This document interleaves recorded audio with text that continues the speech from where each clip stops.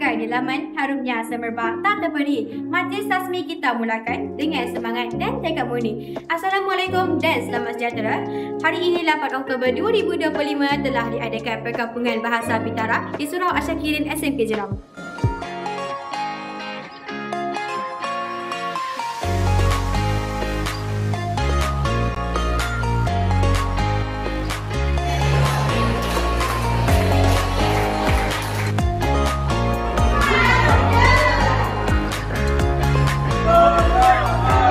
Apakah perasaan anda selepas menyertai program ini?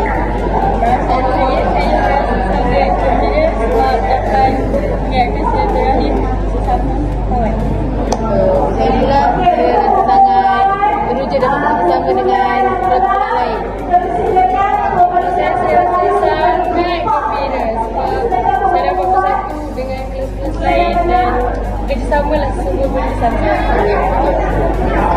Saya gembira sebab saya dapat banyak, saya dapat mengetahui banyak bahasa.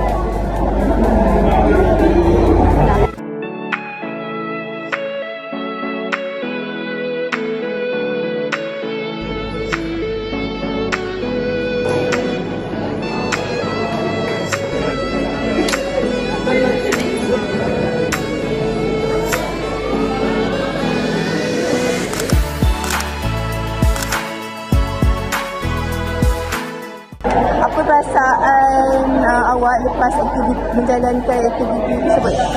Perasaan saya sangat teruja sebab saya boleh mengetahui lagi pelbagai peribahasa. Perasaan saya suka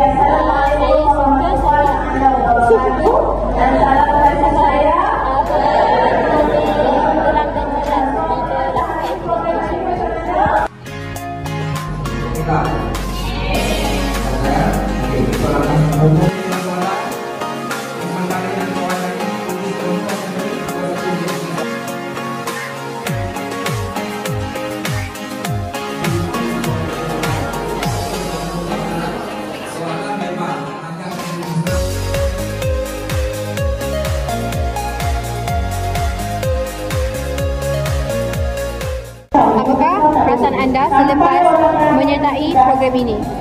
Perasaan saya seronok sebab dengan kelas-kelas lain so dapat juga ilmu macam peribahasa tadi dari segi peribahasa exam kita orang juga dan sesi mendengar okey lah, best, seronok.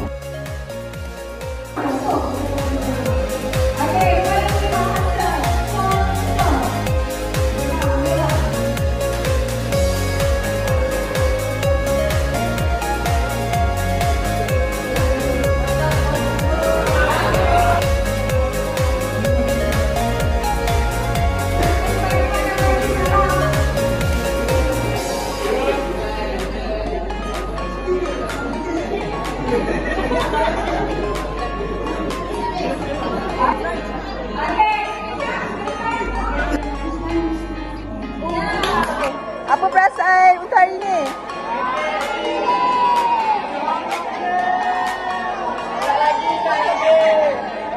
Apa perasaan untuk hari ini?